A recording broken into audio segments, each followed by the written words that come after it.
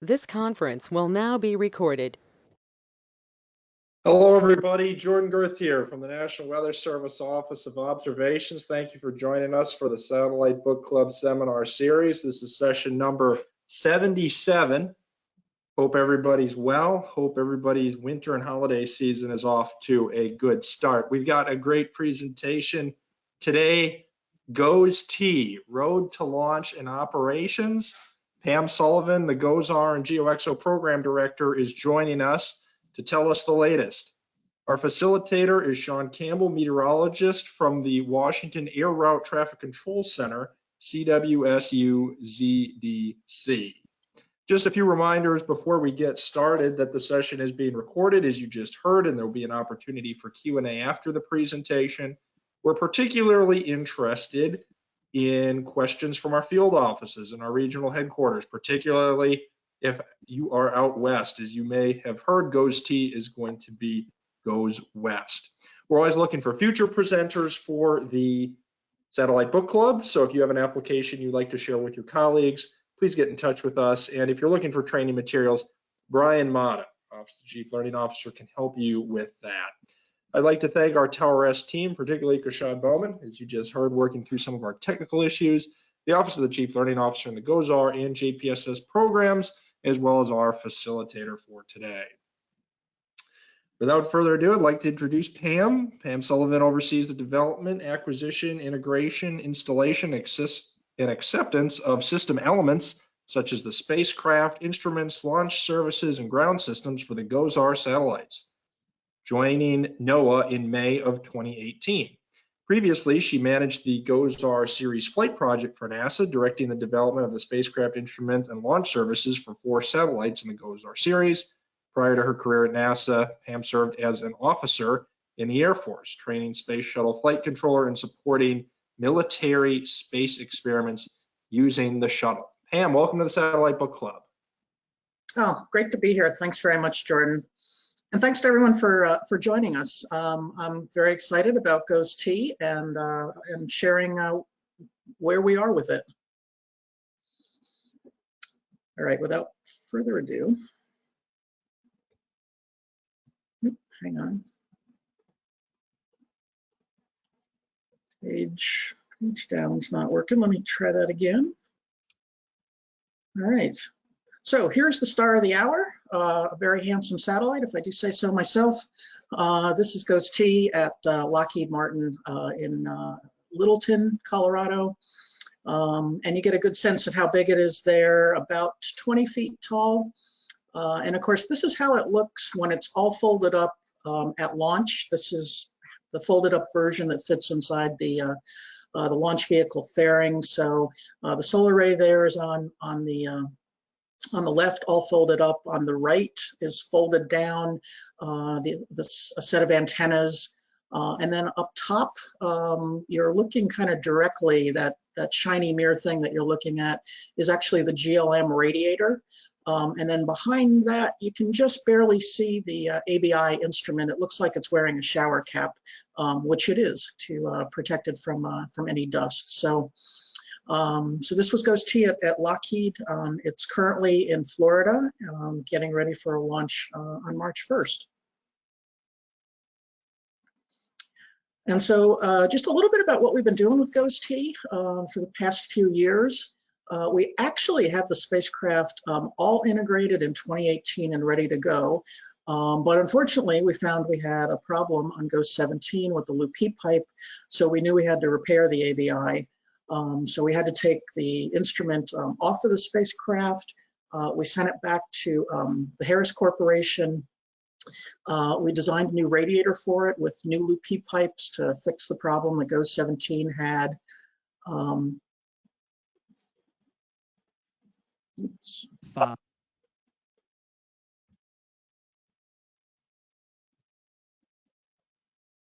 on, let's see do you guys see a window on the screen, or is that just me? It's just you. That's just me. Okay. All right, sorry about that. I will try to ignore that. Anyway, so new radiator on ABI. And then we tested the instrument by itself. We got it redelivered back to Lockheed Martin. You can see there's a picture of the spacecraft there getting loaded into the thermal vac chamber. You can see how sort of the scale of the chamber with the little ring of white suited people around it. So that's the thermal vac chamber where we prove that the satellite can survive the vacuum and the hot and cold conditions in space. Another major test that we do is proving that it can go through the launch environments, both the vibration of launch and the acoustic loads that come from the launch. So after we get those tests done, you can see on the bottom we do deployment tests to make sure everything is still going to deploy the way that we intended after it goes through those environments.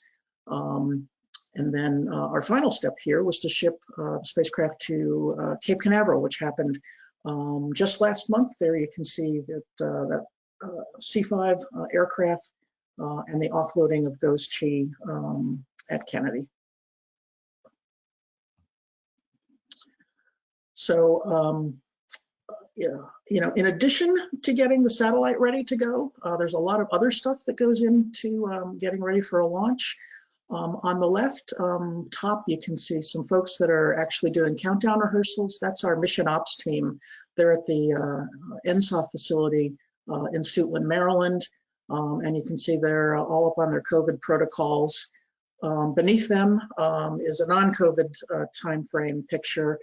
These are the launch directors, the folks down at Kennedy that give the satellite the okay for launch. And so there's many rehearsals of how we do the launch to make sure that the team is ready for that. Pam, sorry to interrupt, but I don't think your slide is advancing. Yeah. 5. I think there was another application that was starting there. There we go. Okay, great, thanks. All right, so top right, for GOES-R, we had about 8,000 people that came and actually watched the launch. So there was a lot going on to welcome them and making sure they got mission briefings and, you know, kind of knew where to go. So that's a big effort in and of itself. Getting ready for the launch, there is, of course, a weather forecast that goes in to make sure that the conditions are safe for the launch. And then what's called the range, the Air Force base where we actually do the launch, there's actually activities to clear the range to make sure that there's no aircraft or boats or people, you know, in dangerous places that they shouldn't be.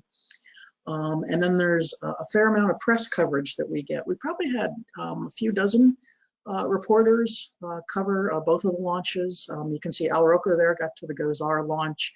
And of course, there's a lot that goes into briefing the press about what the launch is about and what the mission is about. So you can see we have Lulu Cellini down there for the GOES-R launch as well. 5. Which brings 4, us to 3, 2, actual launch. 1. Once again, Pam, we hear the audio, but we don't hear or we don't see the slide. Yeah. I apologize for that. I think I've got something that's trying to play in the background. 5, 4, 3, 2, 1. And the liftoff of the Atlas V and NOAA's GOES-S, a highly sophisticated weather watching eye in the sky, to join its twin in providing better forecasts and saving lives. Atlas has begun a pitch and yaw maneuver to steer to its planned path at azimuth of 100.7 degrees. At 35 seconds, the rocket carrying GOES-S will reach Mach 1, traveling 5. All right. I hope that played. Yep, perfect. All right. So the next movie I'm going to show you is here's another feat that we need to accomplish with IT. So this is going to show you really the first 3 weeks of a GOES-R satellite, starting with the launch, of course. And there you see The solid rocket boosters are helping the booster engine, but they burn out after about 2 minutes, and then we drop those off. After we get through most of the atmosphere, we can actually get rid of the fairing so that we don't have to carry the weight of that. It's safe, at this point for the satellite to be on its own. So there you see what's called the booster dropped off, and so we're left with just the upper stage, or the Centaur engine, which carries the satellite the rest of the way. And here you can see the trace and how that happened over Florida. And here's the Centaur main engine cutoff 1. So that was the first burn that ended. And then we go a little bit further, and we'll start that engine again to give us another boost. And then there'll be a third burn of the Centaur.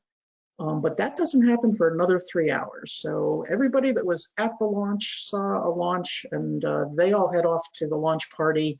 But the folks that are doing the launch are actually spending another 3 hours waiting for the satellite basically to get to the other side of the Earth to do the last burn with the rocket. And of course, the reason that we need to get to the other side of the Earth is we want to fire there in order to raise the orbit on the other side. Anyway, so this is, like I said, it's 3 hours in the control room with not much happening.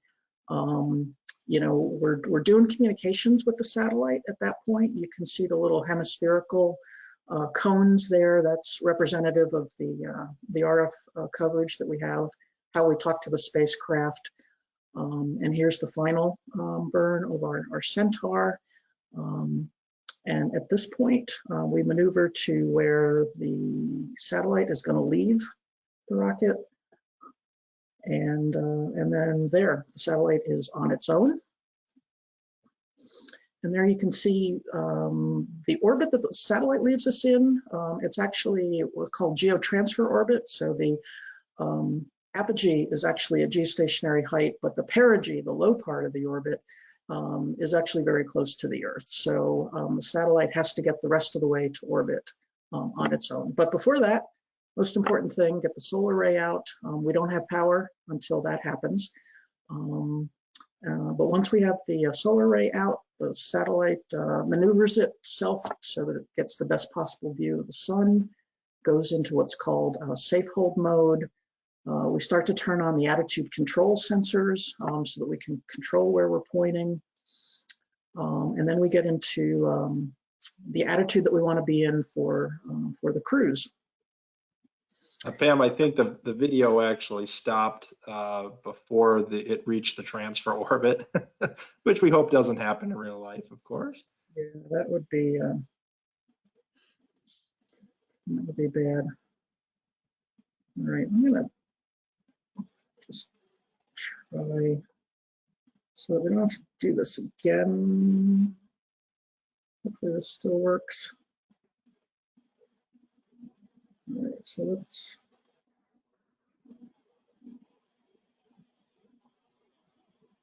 Yeah, really apologize. It's good now. All right, so again, here we're going to have the last burn of the Centaur, so burn number 3, and then the main engine cut off. And at this point, we're done with the launch vehicle. We're ready for the spacecraft to go on its own. And there we are. GOES-T, in this case, will become a free agent at this point. And again, here's the orbit that it leaves us in. Geostationary at the top of the orbit, but only about 8,000 kilometers at the bottom. So a very elliptical orbit. We get the solar array deployed, which is important. We're really running out of battery power about this time, so it's really important to get that solar array deployed so that we start getting power to all the spacecraft systems. We start turning on all the attitude control sensors, and at this point, the folks that you saw at the NSOF, they have control of the satellite now. So In general, we're not sending commands at this time. All of the sequence that you see is automated, but we are in communication with the NSOF at this point, and those engineers are, monitoring the health and safety. And so once we can firmly control the satellite, we actually switch from those hemispherical antennas to a bicone, which is more pointed, allows us to get more data. And what you're going to see here is how we get from where the rocket leaves us up to geostationary orbit. And we do that with what we call the liquid apogee engine, the main engine on the spacecraft. You can see we point the spacecraft so that it's burning in the right direction. And then we do a series of these LAE burns, which you can see here, take us from a very elliptical orbit to one that is getting more and more circular. So every time we do a burn, we raise the perigee, and we are also decreasing the inclination. So we're getting closer to geo orbit with each of these burns. I think there's a series of 5 shown here. For GOES-T, we're actually planning to do 6 burns, but the idea is definitely the same. So once we're done using the LAE, we can deploy the solar array the rest of the way for our solar weather enthusiasts. Here's where we actually point our SUBI and our EXIS instrument. We get those deployed and ready to go. At this point, after the LAE burns, we're actually traveling a little bit too fast. So we do what we call drift stop maneuvers with our smaller thrusters. So we do a series of those that bring us exactly into the orbit location that we want to be. And that is our post-launch test location. That's in geostationary orbit at 89.5 west. And so here's the last of those drift stop maneuvers being depicted here. At this point, we're ready to turn the instruments towards Earth and also turn our communication systems on. Our X-band antenna is the main antenna for getting the instrument data down, so that's very key. And then our other antennas, these are for some of our relay services. So our GRB antennas are on that antenna wing, so important to get those out. And like I said, that is pretty much the first 3 weeks of life. And at this point, we're ready to start our post-launch test. So for GOES-T, this is a tentative timeline from there.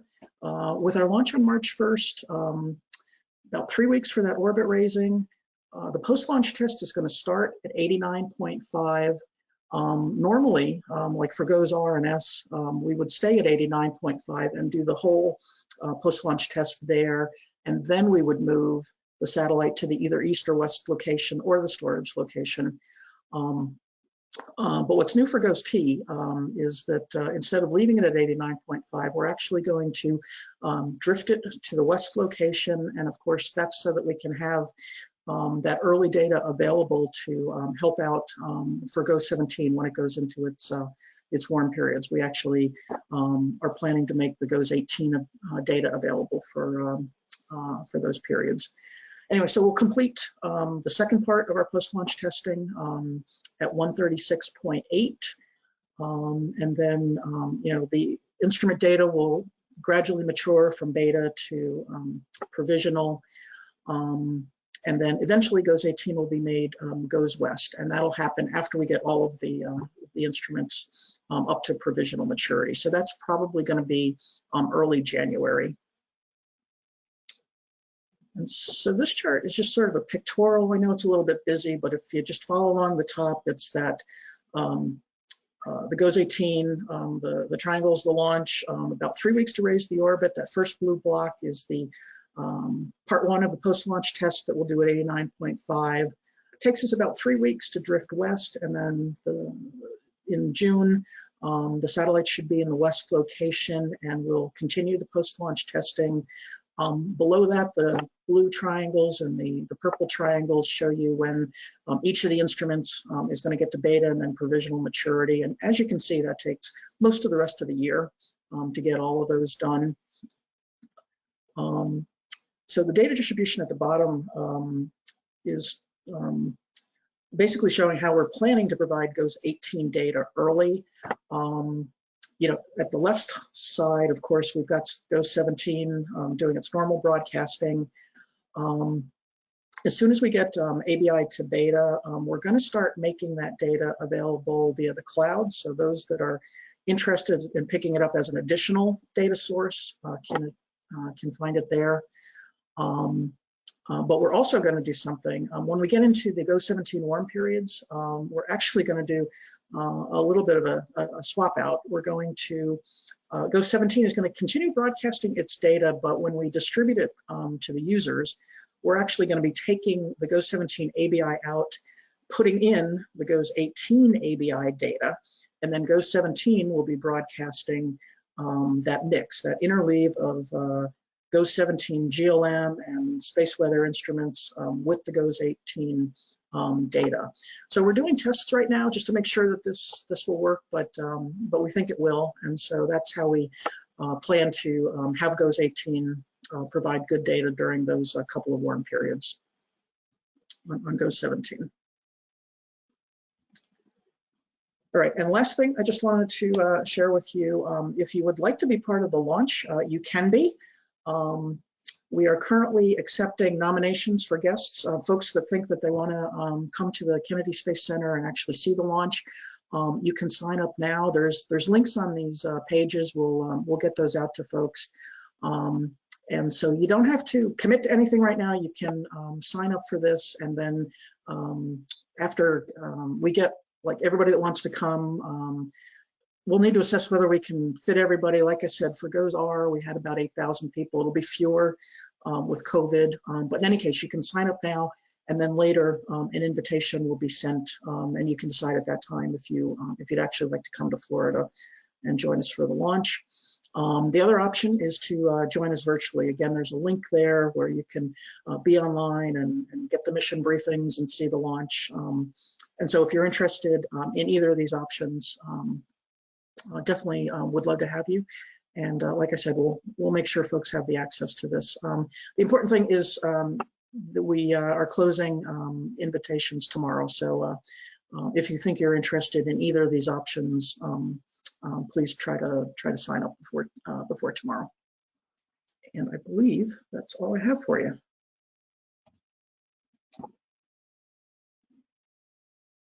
Presentation, Pam. For those of you that are still here, please stay on for a discussion and to complete the feedback survey posted in the chat room. We particularly encourage participation from field and forecast offices and regional headquarters.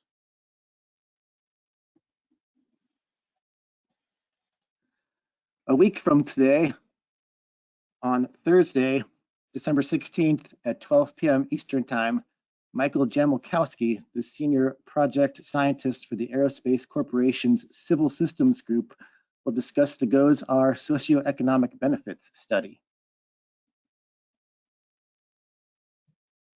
For questions about the SBC or for configuration of satellite products, please contact the Tower S team, Lee Byerly and Kashad Bowman. More information will follow in an email from the Tower S team.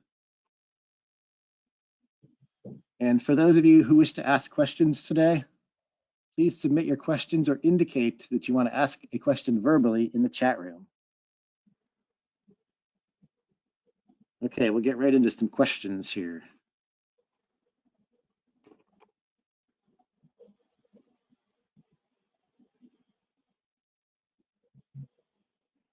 First question looks like it is from Mark DiMaria. The question is, when will the ABI switch from 17 to 18 start? You may have already answered that question, Pam, but I'm not sure about that. Yeah, we're planning to do that for the two warm periods. So August of 22, there's like a month where the GOES-17 data is compromised, and then in October as well. So we'll plan to do that interleave that I talked about during both of those periods. And then after GOES-18 becomes operational, that'll be January.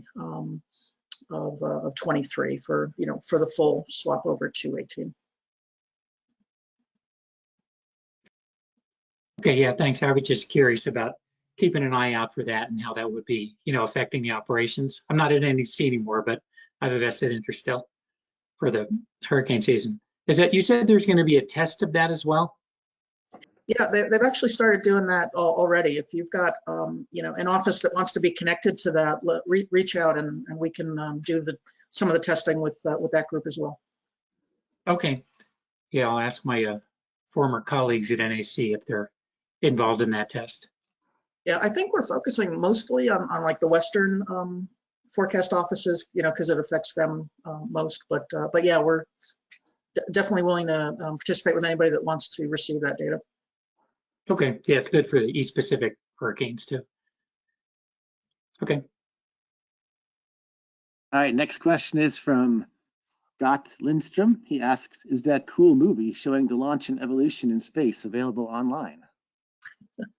We have it on Google Drive. I'm sure we can. I'm sure we can share that. Yep. Yeah, the whole presentation can be shared. Kishad, I don't know if we should do that with your IT folks, or I can make it available some other way. Yes, I can post it on the VLab with the recording, and I can put a presentation link to the presentation slides there. All right. And apologies for the IT issues with it. It happens. It does. Next question is from Ellen. With the geo belt becoming increasingly crowded, how do you ensure that the satellite does not collide with other satellites and other objects? Yeah, more and more crowded. And the answer is that we track everything that's up there. So really anything that's bigger than about 10 centimeters is actively tracked. And there's groups that do forecasts, that tells you when, piece X is running too close to your satellite. And of course, we try to minimize how much debris we leave. Each of the geostationary satellites, when our plan, and generally most companies' plans now, when the satellite is done its life, it keeps enough fuel so that it can boost itself higher than geostationary orbit. So it generally travels up about like 300 kilometers or so. So it kind of gets out of the way of the satellites that are still trying to be operational in geo orbit.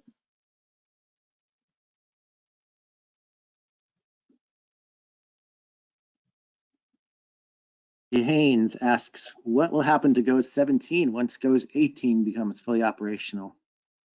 Yeah, we'll plan to put it in storage, so it will become a backup in case anything happens to GOES East or West.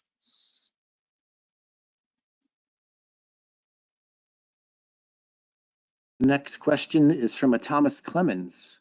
The question is, what are the differences in the new tech that GOES-T has over GOES-17? Well, the main thing, of course, is that we fixed the loop heat pipes. So, that was probably the main change. There were, in terms of instruments on GLM, we actually made some improvements to how we're doing the stray light baffling.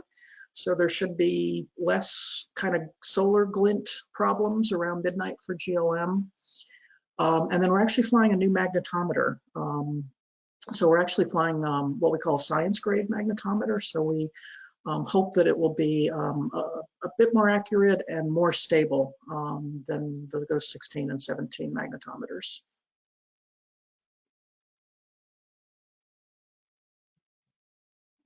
You just answered a little bit of. The question is from Josie. Other than the LHP, are there any changes to ABI or GLM? And that's the part I think you just answered. That might be interesting to the forecast community. Yep, that's the main thing. Okay. This is from Michael Jamilkowski. So next week's presenter. The GOES-17 ABI warm periods seem to occur with uneven frequency.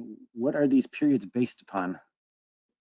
They're actually very correlated to the solar loading on the instrument, in particular the sun coming into the ABI aperture. So the worst periods are at midnight when the sun is directly in front of the spacecraft, and then seasonally, you know, the solstices are the coolest, the equinoxes are the warmest, but the equinoxes are actually broken up by eclipse. So kind of either side of the eclipse period around midnight are the warm periods, because that's when the solar loading into the ABI aperture is the highest.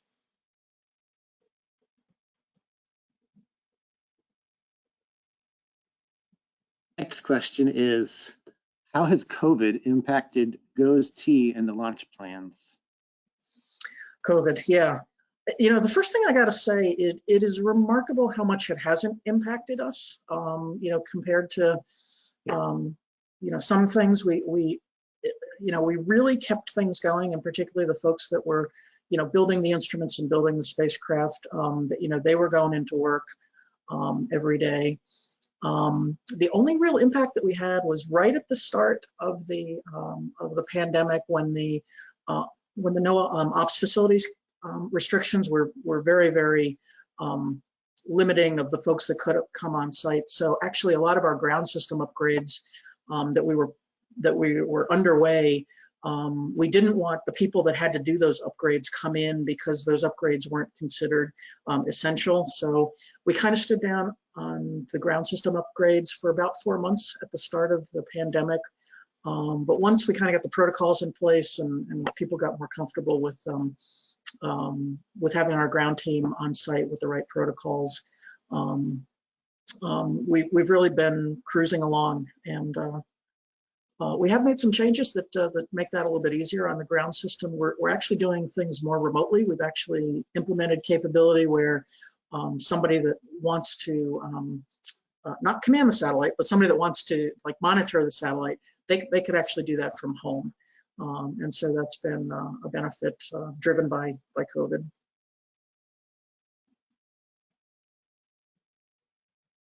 L29431.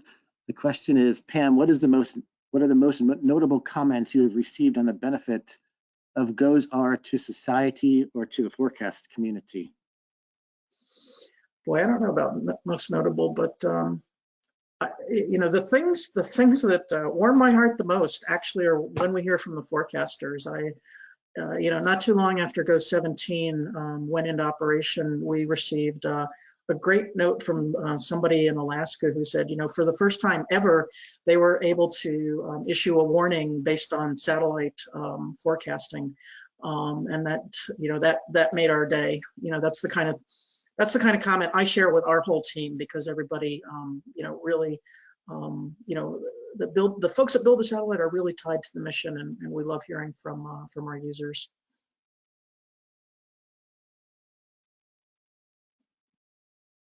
Next question is, what are the weather criteria for the GOES-T launch?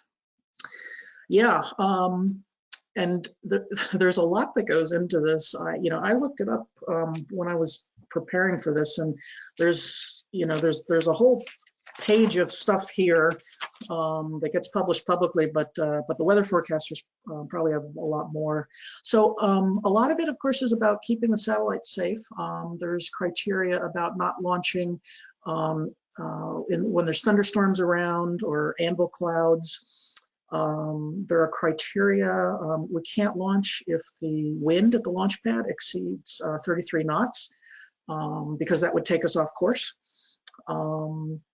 There's also, we actually have sensors around the launch vehicle that are actually measuring the electric field. So again, a lightning related concern. If there's above 15 volts per meter in the area, that's too high. And, you know, and we might get a thunder strike, or a lightning strike rather, on the vehicle.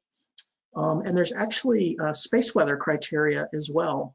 Believe it or not, if the Proton event is such that we think we might get a single event upset, that's actually part of the criteria as well. So the GOES satellites actually are part of, you know, the forecast for making sure that the next GOES satellites are safe to launch.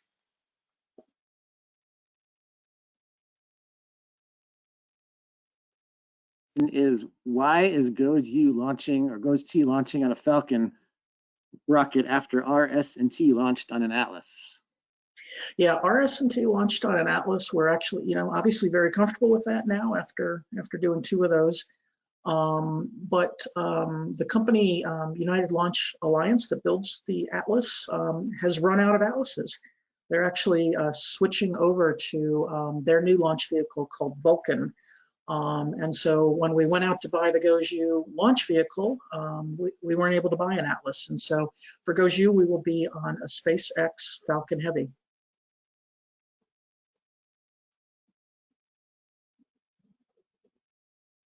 If anyone has any other questions, feel free to post them once again in the chat room. There's another one. Is Scott Lindstrom, once again, another Scott Lindstrom question asks, is GOES-U assembled? Partially. The ABI is actually being delivered this week. The GLM is already there. The SICE instrument is getting delivered this week. So mostly the spacecraft bus is assembled, and we were waiting to install the final instruments. But GOES-U is on track still. We're aiming for an April 24 launch for GOES-U. And of course, space weather enthusiasts are very excited about GOES-U because we've got a new instrument. We've got the compact coronagraph that will be flying on that satellite as well. So something to look forward to for our space weather enthusiasts.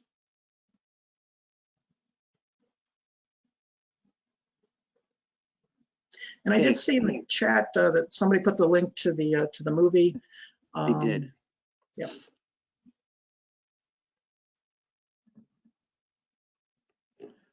Okay, last chance for any questions. Anyone else out there? Okay, NWS Tallahassee asks, would GOES-U be launching at the same time of day as GOES-T, or will that be determined at a later date? Approximately. The launch window moves a couple minutes a day. So if we launch in April, it'll be a little bit earlier. I think I'm going the right way. Anyway, it moves a few minutes a day. So it'll be in the afternoon. Yeah, so if you want to mark your calendar, April 24, we'll be inviting folks to that launch as well. We don't have a day picked out yet, though.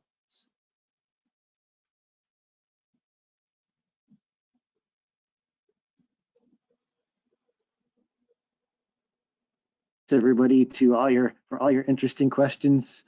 I'm going to pass this back to Jordan Girth, and he can finish this up for us. Okay, thank you so much. Really appreciate the questions. And Pam, thank you for your presentation. And also, I should have mentioned at the beginning that many of our meteorologists, particularly in Western region, Pacific region, and Alaska region, are cheering your team on. Very much looking forward to the launch of GOES-T. And we're also very happy to hear that you're able to move the satellite for further testing to the west position a little sooner than you otherwise would have. So thank you so much. And thank you for the great description of the upcoming GOES-T launch. We certainly hope that launch date holds and it is a successful launch. Sean, thanks so much for being our facilitator, and of course to our audience, I really appreciate you joining us today. As has already been mentioned, we're going to continue the Satellite Book Club with one last presentation for this calendar year. A week from today, Thursday, December 16th, we're going to be back at our 12 noon Eastern time. Michael Jamilkowski from the Aerospace Corporation Civil Systems Group is going to be talking about the GOES-R socioeconomic benefit study. So if you're interested in all of the socioeconomic benefits of GOES-R, please tune in. Then should be an interesting presentation. Until then, our Tower S team is always standing by. If you have questions about the Satellite Book Club or the configuration of satellite products in your AWIPS, please reach out to them. If you're interested in the future data from GOES-T and or out west in particular, also maybe reach out to them and they can tell you some of our plans for what data our field offices will have access to during the test period. So with that, thanks so much for joining us. Have a good holiday season. Join us again next week and take care. Bye-bye.